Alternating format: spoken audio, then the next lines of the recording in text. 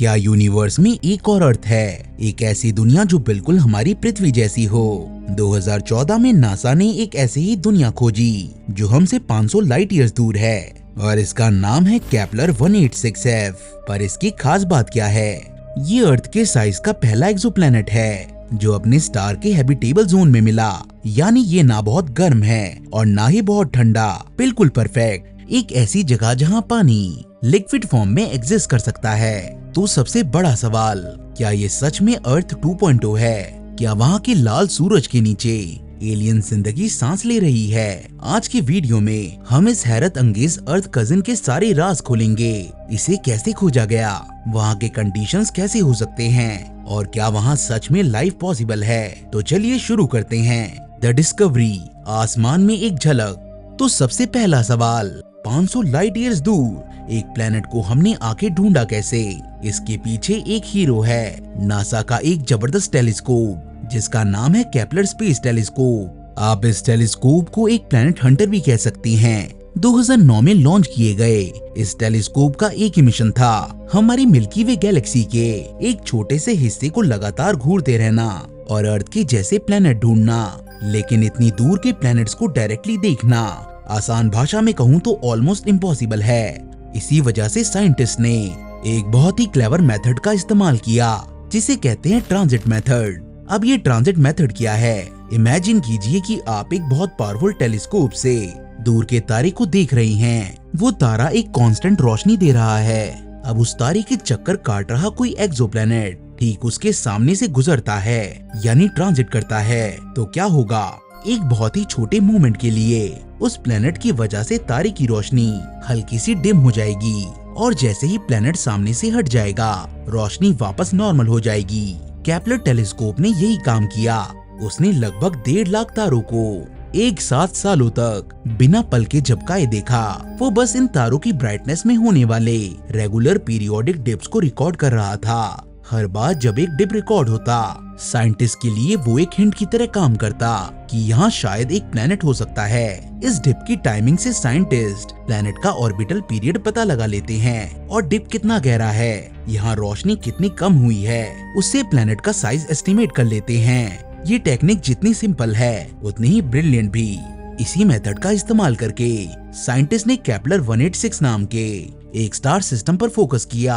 ये सिस्टम हमसे लगभग 500 लाइट ईयर्स दूर सिग्नस कॉन्स्टेलेशन में है। उन्होंने देखा कि इस तारे की रोशनी बार बार 5 अलग अलग रेगुलर इंटरवल्स पर डिम हो रही है। इससे पता चला कि इस तारे को एक नहीं, 2 नहीं, बल्कि 5 प्लेनेट ऑर्बिट कर रहे हैं। इनका नाम रखा गया Kepler 186b, 186c, 186d, 186e और 186f। शुरू के 4 प्लैनेट्स B, C, D और E अपने स्टार के बहुत करीब थे, इतने करीब कि वहाँ पानी का लिक्विड स्टेट में होना इम्पॉसिबल था। लेकिन 5वां प्लैनेट केपलर 186f सबसे अलग और सबसे स्पेशल था। जब साइंटिस्ट ने इसके डाटा को एनालाइज किया, उनकी आंखें खुली की खुली रह गई।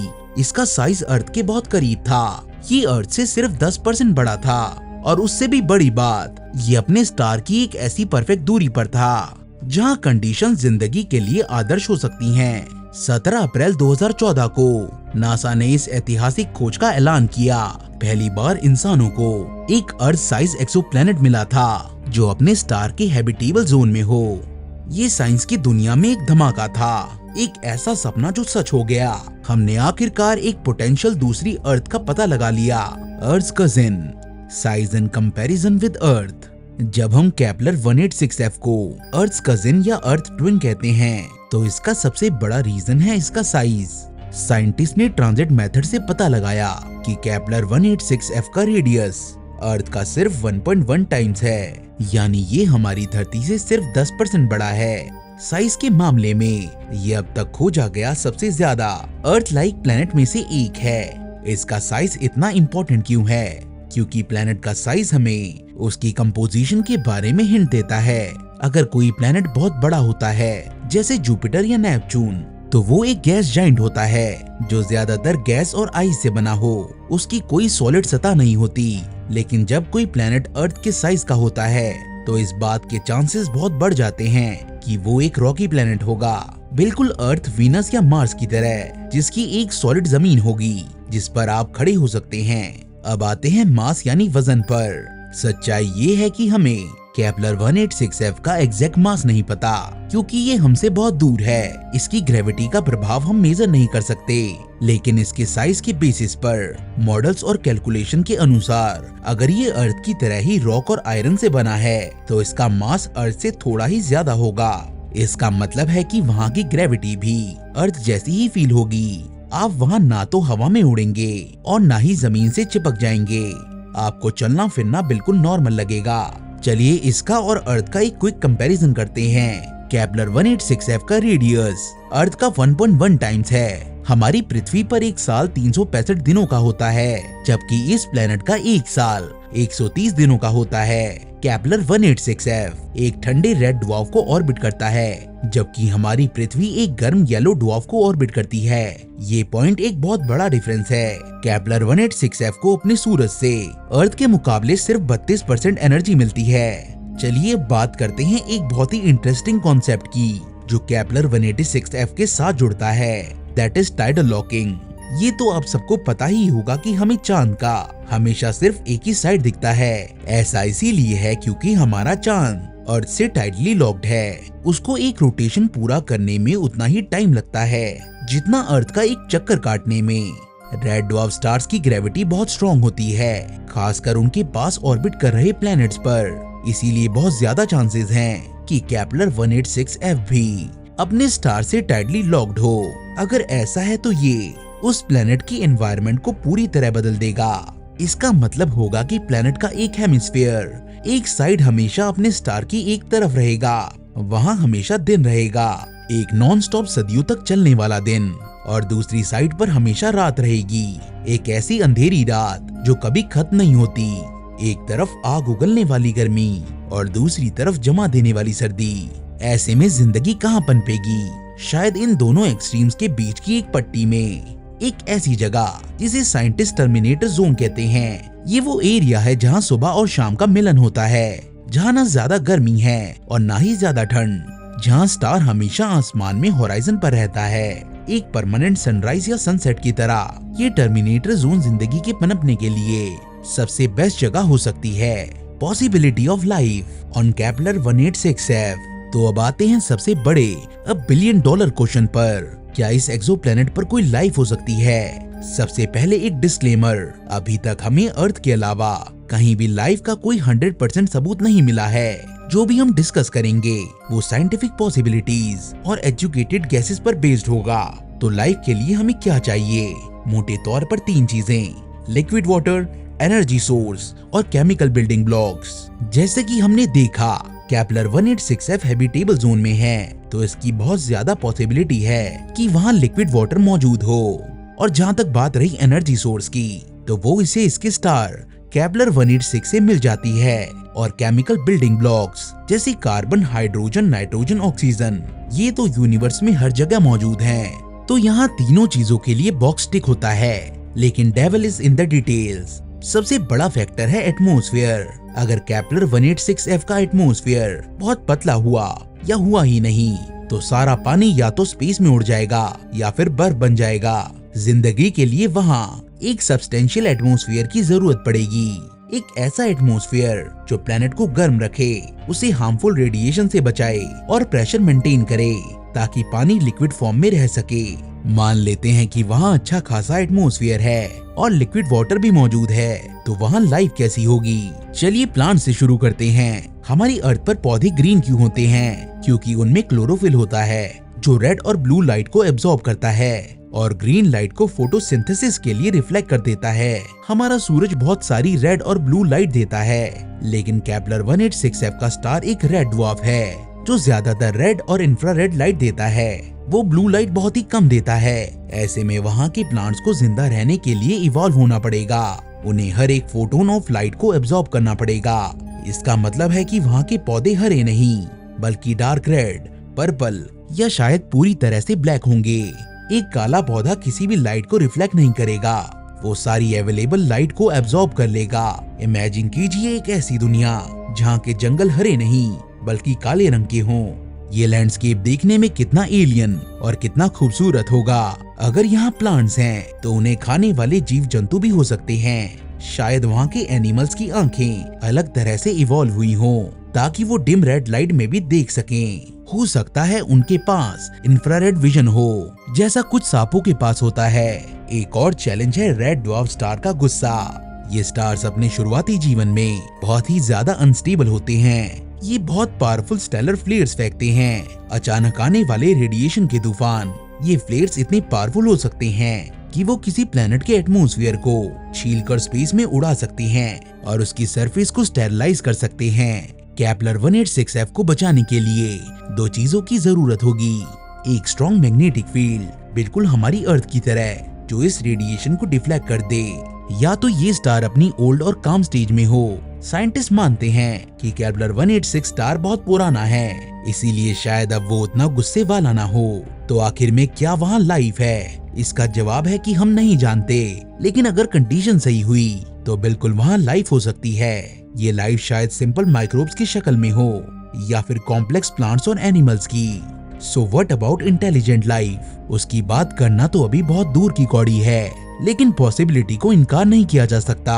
अधूरा ज्ञान, हम सब कुछ नहीं जानते। इतनी सारी एक्साइटिंग बातें करने के बाद अब टाइम है एक रियलिटी चेक का। हमने केपलर 186f के बारे में जितना भी जाना है उससे कई गुना ज्यादा है जो हम नहीं जानते। हमारी नॉलेज पर बहुत सारी लिमिटेशंस हैं। सबसे बड़ी लिमिटेशन है दूरी। केपलर 186f हमसे 500 लाइट ईयर्स दूर है। क्या आप इसका मतलब समझते हैं? लाइट जो यूनिवर्स की सबसे तेज चीज है, उसको भी वहाँ से हम तक आने में 500 साल लग जाते हैं। आज हम केपलर 186f की जो झलक देख रहे हैं वो असल में 500 साल पुरानी है। वहाँ की करंट कंडीशन ये हमें 500 साल बाद पता चलेगी। वहाँ जाने की तो सोचिए भी मत। हमारा सबसे तेज स्पेसक्राफ्ट पार्कर सोलर प्रोब, उसको भी वहाँ पहुँचने में लगभग 90 लाख साल लग जाएंगे। तो वहाँ जाकर सैंपल लाना या प्रोब भेजना, ये अभी हमारी टेक्नोलॉजी की पहुँच से बहुत दूर है। चलिए इस बात की एक लिस्ट बनाते हैं कि हमें उस एक्सोप्लैनेट के बारे में क्या क्या नहीं पता। एटमॉस्फेयर, ये सबसे बड़ा सवाल है। क्या वहाँ एटमॉस्फेयर है? अगर है तो वो कितना मोटा है? किस गैस से बना है? क्या उसमें ऑक्सीजन, नाइट्रोजन या कार्बन डाइऑक्साइड है? बिना इन सवालों के जवाब के लाइफ की बात करना अंधेरे में तीर चलाने जैसा है। वाटर, हम कहते हैं कि वहाँ लिक्विड वाटर हो सकता है, लेकिन क्या वहाँ सच में पानी है? और अगर है तो कितना? एक छोटा सा तालाब या अर्थ की तरह बड़े बड़े समंदर, ये भी हम नहीं जानते। मास एंड कंपोजिशन, हमने अंदाजा लगाया कि ये एक रॉकी प्लेनेट है, लेकिन हम इसका एग्जैक्ट मास नहीं जानते। हो सकता है ये एक वाटर वर्ल्ड हो, एक ऐसा प्लेनेट जो पूरी तरह से एक गहरे समंदर से ढका हो, या हो सकता है इसकी डेंसिटी बहुत कम हो। जब तक हम इसके मास के बारे में नहीं जानेंगे, हम इसकी कंपोजिशन के बारे में श्योर नहीं हो सकते। टाइडल लॉकिंग, क्या ये सच में टाइडली लॉक्ड है या इसका अर्थ की तरह एक नॉर्मल रोटेशन है? ये एक बहुत बड़ा फैक्टर है जो वहाँ के क्लाइमेट के बारे में डिसाइड करेगा। मून्स, क्या इसके पास हमारे चांद जैसे कोई मून्स हैं? मून्स एक प्लेनेट के क्लाइमेट को स्टेबलाइज करने में बहुत इंपॉर्टेंट रोल प्ले करते हैं। मैग्नेटिक फील्ड, क्या इसके पास स्टेलर फ्लेयर से बचने के लिए एक प्रोटेक्टिव मैग्नेटिक फील्ड है? हमारे पास अभी सिर्फ 2 ही सॉलिड पॉइंट्स हैं, उसका साइज और उसका ऑर्बिट। बाकी सब कुछ साइंटिफिक मॉडल्स और आर्टिस्ट इंप्रेशंस पर बेस्ड है। अभी हमने सिर्फ एक किताब का कवर देखा है, लेकिन उसके अंदर आखिर लिखा क्या है ये पढ़ना अभी बाकी है। Unknown facts and mysteries about Kepler 186f। हम जो जानते हैं वो बहुत एक्साइटिंग है, लेकिन जो हम नहीं जानते वो और भी ज्यादा फैसिनेटिंग है। ये हैं केपलर 186f के कुछ अनसुलझे राज। क्या वहाँ मौसम बदलते हैं? अर्थ पर सर्दी, गर्मी, बरसात जैसे मौसम इसीलिए आते हैं क्योंकि हमारी पृथ्वी अपने एक्सिस पर 23.5 डिग्री झुकी हुई है। हमें केपलर 186f का एक्साइल टिल्ट बिल्कुल नहीं पता। अगर इसका टिल्ट 0 हुआ तो वहाँ कोई मौसम नहीं होंगे। प्लैनेट के कुछ हिस्सों में हमेशा गर्मी और कुछ में हमेशा सर्दी रहेगी, और अगर इसका टिल्ट बहुत ज्यादा हुआ तो वहाँ के मौसम बहुत एक्सट्रीम और अनप्रेडिक्टेबल होंगे। ये एक छोटा सा फैक्टर वहाँ की लाइफ को पूरी तरह बदल सकता है। एक आईबॉल प्लैनेट की संभावना। अगर केपलर 186f सच में टाइडली लॉक्ड है तो साइंटिस्ट एक अजीब पॉसिबिलिटी सोचते हैं। हो सकता है ये एक आईबॉल प्लैनेट हो। इस थ्योरी के मुताबिक प्लैनेट के उस हिस्से में जो हमेशा स्टार की तरफ रहता है गर्मी की वजह से एक बहुत बड़ा गोल समंदर हो सकता है जो रिंग ऑफ आइस से घिरा हो। दूर से देखने पर ये बिल्कुल एक आंख जैसा दिखेगा, एक लिक्विड वाटर का प्यूपिल और बर्फ का आइरिस। एक प्राचीन दुनिया का राज, द एज फैक्टर। हमारा सूरज लगभग 4.6 बिलियन साल पुराना है, लेकिन केपलर 186 एक रेड ड्वार्फ इससे कहीं ज्यादा पुराना हो सकता है, शायद 7 से 10 बिलियन साल पुराना। इसका मतलब है कि केपलर 186f भी पृथ्वी से अरबों साल पुराना हो सकता है। जरा सोच के देखिए, अगर वहाँ लाइफ अर्थ के साथ ही शुरू हुई तो उसे इवॉल्व होने के लिए हमसे डबल से भी ज्यादा वक्त मिला है। इतने लंबे वक्त में वहाँ कैसे कॉम्प्लेक्स या शायद इंटेलिजेंट लाइफ डेवलप हो चुकी होगी, ये सोचते ही दिमाग घूमने लगता है। The milestone. फिर साइंटिस्ट इतने एक्साइटेड क्यों हैं? तो अगर हम इतना कम जानते हैं तो इस प्लेनेट को लेकर इतना शोर शराबा क्यों? Why is Kepler 186f still considered a landmark discovery? दोस्तों, इसके कई कारण हैं। पहला और सबसे important, it was a proof of concept. Kepler 186f से पहले हमें नहीं पता था कि हमारे सोलर सिस्टम के बाहर अर्थ साइज प्लेनेट हैबिटेबल जोन में एग्जिस्ट करते भी हैं या नहीं। ये सिर्फ एक थ्योरी थी। केपलर 186f ने उस थ्योरी को सच कर दिखाया। उसने हमें बताया, हाँ, तुम्हारे जैसे ग्रह इस यूनिवर्स में और भी हैं, तुम अकेले नहीं हो। ये एक दरवाजा खोलने जैसा था। एक बार जब आपको पता चल जाता है कि एक तरह की चीज एग्जिस्ट करती है, तो फिर आप उस जैसी और भी चीजें ढूंढना शुरू कर देते हैं। और वही हुआ। केपलर 186f की खोज के बाद हमने और भी अर्थ लाइक कैंडिडेट्स ढूंढे हैं, जैसे ट्रैपिस्ट-1 सिस्टम के प्लैनेट्स, केपलर 452b और प्रोक्सिमा सेंट्यूरी बी। लेकिन सबसे पहले का टैग हमेशा केपलर 186f के पास रहेगा। दूसरा कारण है कि इसने फ्यूचर मिशन को एक डायरेक्शन दी।